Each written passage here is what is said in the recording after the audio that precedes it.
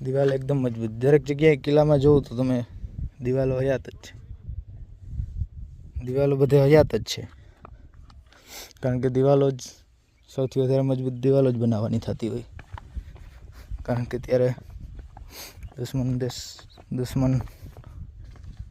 દુશ્મન રાજા આક્રમણ કરે તો દિવાલો મજબૂત હોય તો રક્ષણ થઈ શકે. ઓલો ગેટ હતો ત્યાંથી નીચે વાળો.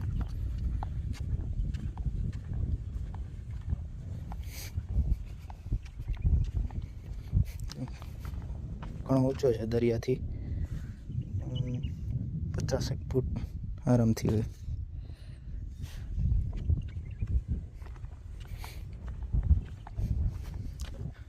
દરેક કિલ્લામાં તમે જુઓ તો ગેટ્સની આમ સીધા દરવાજો ક્યાંય નથી હોતો.